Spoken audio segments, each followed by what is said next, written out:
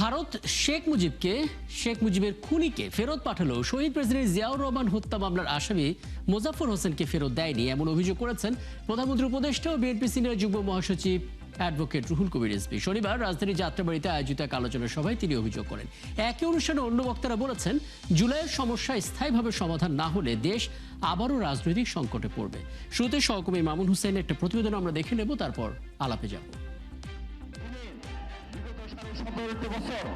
যাত্রাবাড়ি প্রতিরোধ দিবস বাস্তবায়ন কমিটি আয়োজিত 17 জুলাই যাত্রাবাড়ি প্রতিরোধ দিবস শীর্ষক আলোচনা সভায় জাতীয় পর্যায়ের রাজনৈতিক নেতা, জুলাই যোদ্ধা এবং বিভিন্ন শ্রেণী পেশার মানুষ অংশ নেন।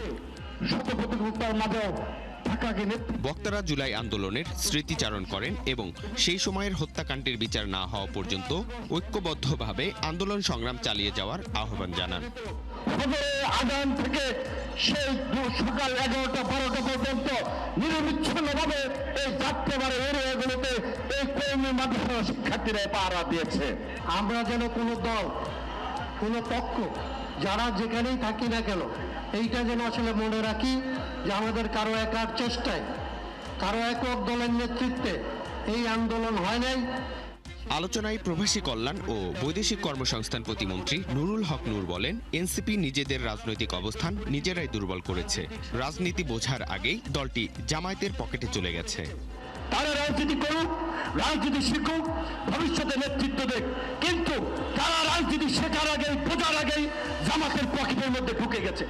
আলোচনায় অ্যাডভোকেট রুহুল কবির রিজভী অভিযোগ করে বলেন, শেখ মুজিবের খুনিকে পাঠালেও জিয়াউর রহমান হত্যা মামলার অন্যতম আসামি মোজাফফরকে ফেরত দেয়নি ভারত।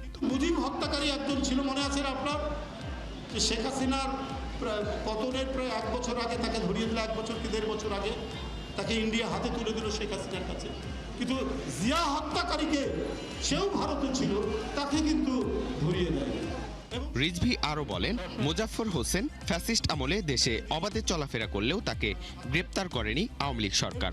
এ সময় জামায়াতের রাজনীতির সমালোচনা করেন তিনি। আপনি দেখেন, জিয়াউর রহমানের হত্যাকারী একজন মেজর মোজাফফর, সে ভারতে ছিল 45 বছরের মতো, এরকম ভারতে আছে। এবং আমার মনে হয় শেখ হাসিনার আমলে সে নাম বদল করে, পরিচয় বদল করে সে দেশে আসা যাওয়া করেছে। শেখ হাসিনা তাকে গ্রেপ্তার করেন।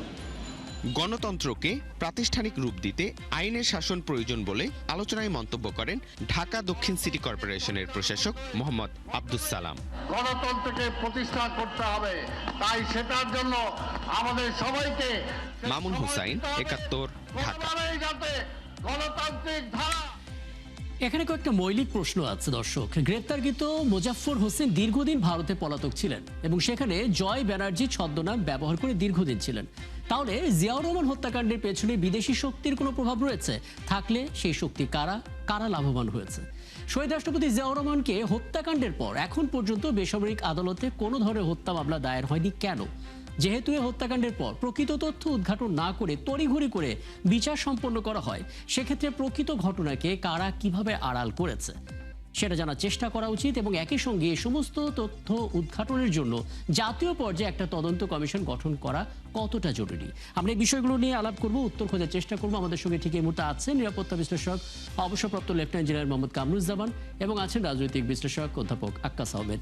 আপনাদের দুজনকে স্বাগত জানাচ্ছি, অনেক ধন্যবাদ জানাচ্ছি আমাকে সময়টা দেওয়ার জন্য। এবং মোহাম্মদ কামরুজ্জামান, গতকালে আপনার সঙ্গে কথা হচ্ছিল, অনেকগুলো বিষয় আসলে আপনি শেয়ার করছিলেন, কিছু স্মৃতিচারণও করছিলেন। আজকে সরাসরি কয়েকটি বিষয় একটু জানার চেষ্টা করি, যেটা আপনার প্রজ্ঞা থেকে এবং আপনার অবজারভেশন থেকে হয়তো আমরা উত্তরটা পেতে পারি। প্রথমত, শহীদ রাষ্ট্রপতি জিয়াউর রহমানের যিনি মূল ঘাতক মোজাফফর হোসেন, যাকে আটক করা হয়েছে, গ্রেপ্তার করা হয়েছে, 45 বছর তাকে খুঁজে পেতে এত সময় লাগলো কেন? মানে কোনো ধরনের রাজনৈতিক বাধা সেখানে ছিল কিনা? আজকে আমরা রুহুল কবির রিজভী আমাদের বক্তব্য শুনছিলাম, তিনি বলছিলেন মোজাফফর হোসেন কোথায় আছেন সেটা সবাই জানে, কিন্তু তাকে গ্রেফতার করা হয়নি। মানে কোনো রাজনৈতিক বাধা এখানে ছিল কিনা, জটিলতা কি দেখেন? জি। আপনাকে এবং আপনার মাধ্যমে 71 টেলিভিশনের দর্শক শ্রোতাদের সালাম এবং শুভেচ্ছা জানিয়ে আপনার প্রশ্নের উত্তরে, যেহেতু এটা একটা বিচার্য বিষয় এবং একটা অত্যন্ত নির্মম হত্যাকাণ্ড, যেখানে আমাদের শহীদ প্রেসিডেন্ট জিয়াউর রহমানকে হত্যা করা হয়, সেরকম একজনকে গ্রেপ্তার করা হয়েছে। তো আমাদেরকে এই ধরনের আলোচনায় একটু খেয়াল রাখতে হবে যে এটা যদি বিচারাধীন হয়, এগুলো নিয়ে এরকম সংবাদ মাধ্যমে ওপেন আলোচনা অনেক সময় কিন্তু ম্যাটার সাব জুডিস হতে পারে। তো আমরা এগুলো খেয়াল রেখে আমি কয়েকটা আইনের কথা আপনাকে বলতে চাই। একটা হলো যে বিচার আপনার সামরিক আদালতে যখন হয় তখন যে আইনটা ফলো করা হয় এটা হলো আর্মি অ্যাক্ট 1952 1952। আর যেই এটার সাথে আরো কিছু আইন আপনার আমরা ফলো করি, এটা হলো এভিডেন্স অ্যাক্ট 1872 1872 সাক্ষ্য আইন, এবং এর সাথে ক্রিমিনাল প্রসিডিউর কোড 1858। হ্যাঁ, জনাব কামরুজ্জামান, এই আইনগুলো খুব চমৎকার করে আপনি গতকালও বলেছিলেন। আমি আসলে আজকে আইনের মধ্যে থাকতে চাই না। আজকে বলার উদ্দেশ্যটা হলো জি, আপনি জি। যে কমিশনের কথা বলছেন, হ্যাঁ। এটা আপনার দুইটা আপনার কোড অফ প্রসিডিউর, একটা জি। হলো ক্রিমিনাল কোড অফ প্রসিডিউর 1898, আরেকটা হলো কোড অফ সিভিল প্রসিডিউর 1908। জি। এই দুইটা আইনের মধ্যে জি। আপনার এই ধরনের কমিশনের কথা বলা আছে। তো এটা আপনার নির্ভর করবে যে কমিশনটা আপনি কি ধরনের কমিশন চাচ্ছেন। যদি ফ্যাক্ট ফাইন্ডিং কমিশন হয় তাইলে আবার কমিশন অফ ইনকোয়ারি অ্যাক্ট, এটা 1956, জি। যেমন আমাদের বিডিআর কমিশন হয়েছিল কিছুদিন আগে। জি। ওখানে আপনার ফ্যাক্ট ফাইন্ডিং করে পরবর্তীতে আপনি এটাকে কোর্টে আপনার এভিডেন্স হিসাবে আপনি এটাকে নিয়ে আসবেন। আর আরেকটা হলো যখন নাকি আপনার মামলা চলমান ক্রিমিনাল কোর্টে, এটা হতে পারে আমাদের কোর্ট মার্শাল, হতে পারে এটা আপনার কোনো বেসামরিক কোর্টে, তখন আপনার কমিশন করে আপনার ওইটাকে এভিডেন্স হিসাবে সরাসরি আপনার ওই আদালতে পেশ করা সম্ভব। না, আমরা আমরা তো আমরা- আমরা যে মতামতগুলো বিভিন্ন জায়গা থেকে পাচ্ছি তার ভিতরে একটা এরকম আবেদন অনেকে করছেন, প্রত্যাশা অনেকে করছেন যে একটা জাতীয় পর্যায়ে তদন্ত কমিশন হবে, যেখানে সুপ্রিম কোর্টে একজন বিচারপতি থাকতে পারেন, সেখানে ডিজিএফ এর একজন থাকতে পারেন, সামরিক কর্মকর্তা থাকতে পারেন, সরকারের বিভিন্ন অংশে জড়িত ব্যক্তিত্বরা থাকতে পারেন, এবং যারা আসলে গবেষক আছেন তারাও হয়তো যুক্ত থাকতে পারেন। এমনটা কি করতে গেলে কোনো রকমের আইনি জটিলতার মধ্যে পড়তে হবে? না না না, কোনো জটিলতায় পড়ার কোনো কারণ নাই। জি। মানুষের জন্য আইন, আইনের জন্য মানুষ নয়। আমাদের যে আইনগুলো আছে এগুলোর মধ্যেই সম্ভব, এবং যদি কোনো প্রয়োজন হয় যে এগুলোর কোনো ছোটখাটো পরিবর্তন আনতে হবে, জি। তাইলে আমাদের তো সংসদ এখন মানে গণতান্ত্রিক সরকার, জাতীয়তাবাদী সরকার, আমরা একটা দেশের বৃহত্তর স্বার্থে, কারণ আমরা চাই না যে এরকম একজন শহীদ রাষ্ট্রপতি যার আমলে বাংলাদেশ এত সুন্দরভাবে এগিয়ে যাচ্ছিল ইকোনমিক্যালি, ইন্টারন্যাশনালি, আমরা তো পৃথিবীর বুকে একটা শ্রেষ্ঠ জাতি হিসাবে আমরা কিন্তু এগুচ্ছিলাম, কিন্তু দেশের অভ্যন্তরে এবং আপনার আন্তর্জাতিকভাবে বিভিন্ন আপনার এই চক্রান্তের কারণে আমাদের শহীদ প্রেসিডেন্ট জিয়াউর রহমান, তাকে হত্যা করা হয় নির্মমভাবে। তো আমি আপনার সাথে একমত, এটা আপনার রাষ্ট্রীয় পর্যায়ে একটা কমিশন করে ঘটনার পিছনের ঘটনা আমরা অবশ্যই বের করা উচিত, এবং সেই সাথে যারা এটার সাথে জড়িত অনেককে আপনার অলরেডি মৃত্যুদণ্ড দেওয়া হয়ে গেছে, এরপরেও যদি এটার সাথে কেউ জড়িত থাকে, কারণ এটা আপনার বিচার দেরি হতেই পারে, কিন্তু রাইট বিচার যেন হয় এটা আমরা সবাই চাই। এবং এই ধরনের একটা কমিশন করে যদি সত্যিকারের ফ্যাক্টগুলো বের করা যায়, তাহলে ভবিষ্যতে এই ধরনের মানে নির্মম হত্যাকাণ্ড এবং এই ধরনের দুর্ঘটনা আমরা এড়িয়ে চলতে পারবো বলে আমি বিশ্বাস করি।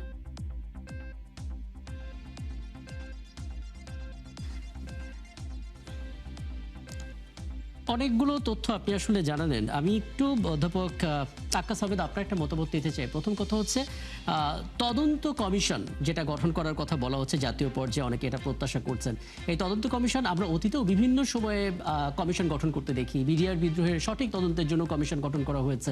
আমরা কমিশন গঠন যেমন দেখতে চাই, সেই কমিশন আলোর মুখ দেখবে, সঠিক তথ্য উদ্ঘাটন হবে, পরবর্তী প্রজন্ম সেখানে জানবে, কোনো ধরনের ইতিহাস বিকৃত হবে না, একটা চমৎকার ইকোসিস্টেম থাকবে।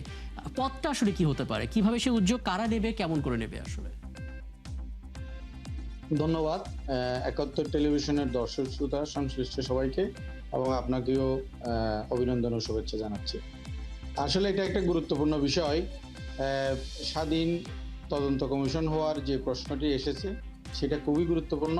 আমরা জানি যে শহীদ প্রেসিডেন্ট জিয়াউর রহমান হত্যাকাণ্ডের পরে এখন পর্যন্ত কোনো স্বাধীন তদন্ত কমিশন হয়নি, জি যার কারণে বাংলাদেশে বারবার ইতিহাস বিকৃতি হয়েছে।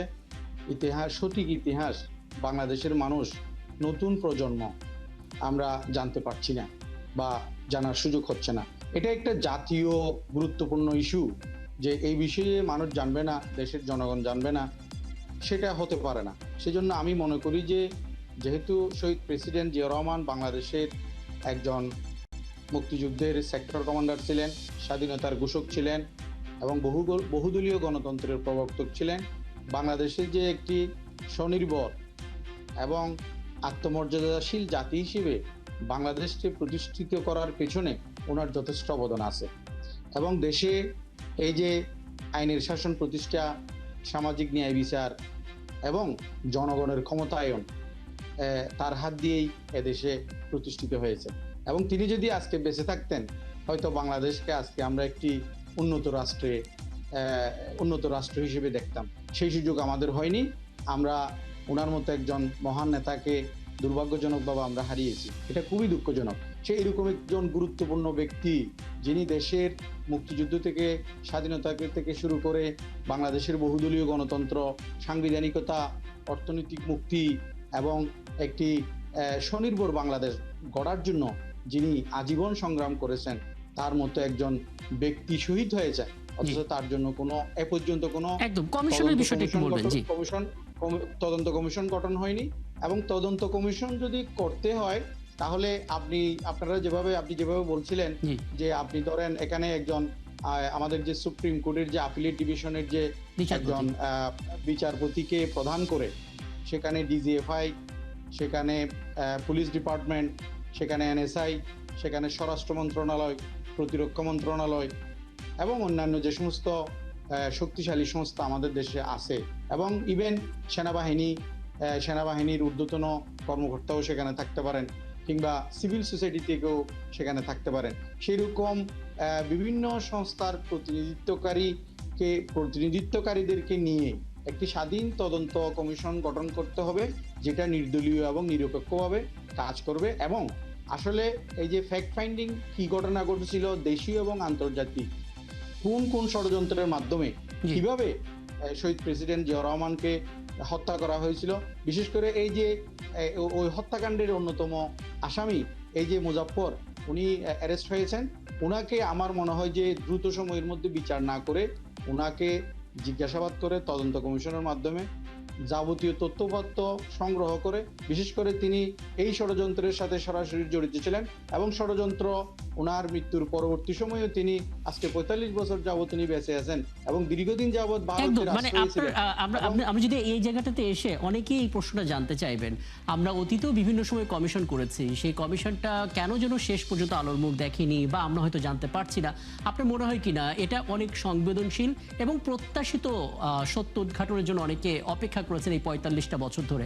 কাজে এই তদন্ত কমিশনের একটা ডেডলাইন থাকা উচিত, এত দিনের মধ্যে আমরা রিপোর্টটা পাবো। কারণ আসামির বয়স কিন্তু ৭৭ বছর, তিনি আর কতদিন বাঁচবেন আমরা জানি না, তার বাঁচার মধ্যেই তথ্যগুলো বের করে ফেলতে হবে জীবদ্দশায়।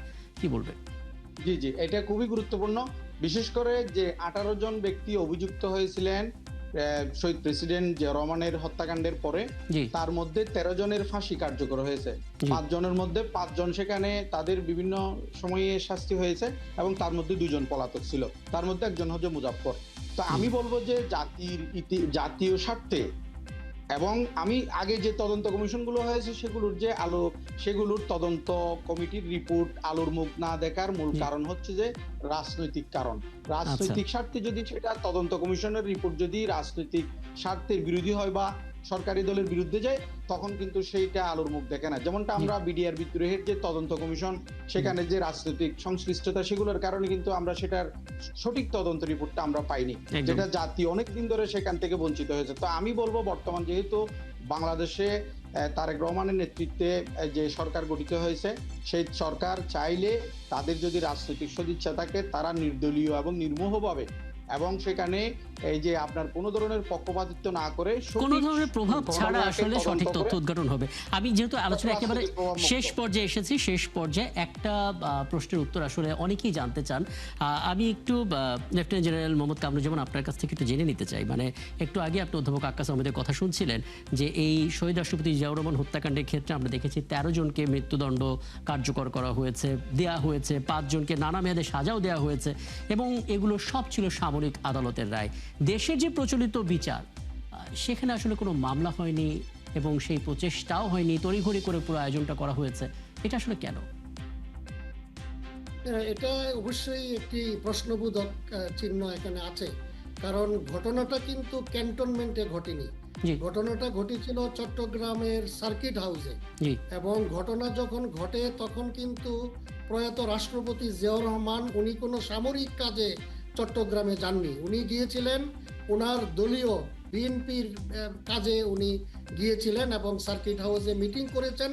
মিটিং করার পরে উনি যখন রাতে ঘুমোতে গেছেন তখন আপনার এই দুর্ঘটনাটা ঘটে, এবং এই ঘটনা যখন ঘটে তখন মিলিটারির পাশাপাশি ওখানে কিন্তু অনেক বেসামরিক ব্যক্তিবর্গ ছিল। সুতরাং এটা ক্যান্টনমেন্টে আপনার যেহেতু সামরিক অফিসাররা এখানে জড়িত ছিল, বিপদগামী কিছু অফিসার, তাদেরকে আপনার কোর্ট মার্শালের মাধ্যমে বিচার করা হয়েছে, এটা ঠিক আছে। কিন্তু কনকারেন্ট জুরিসডিকশন কিন্তু সবসময় সম্ভব, বিশেষ করে এই ধরনের যেখানে নির্মম হত্যাকাণ্ড, এখানে আপনার চাইলেই এটা সিভিল কোর্টেও হয়তোবা তখন বা পরবর্তীতে তারপরে কি রাজনৈতিক সদিচ্ছার অভাব দেখেন আপনি? এটা আপনার এখন তো আর সদিচ্ছার অভাব থাকার কোনো কারণ নাই, কারণ এতদিন না হওয়ার পেছনে যারা কারণটা ক্ষমতায় বলছিলেন। আছেন, যারা বিরোধী দলে আছেন, জি। সকলেই কিন্তু দেশপ্রেমিক এবং সবাই চান ন্যায় বিচার হোক।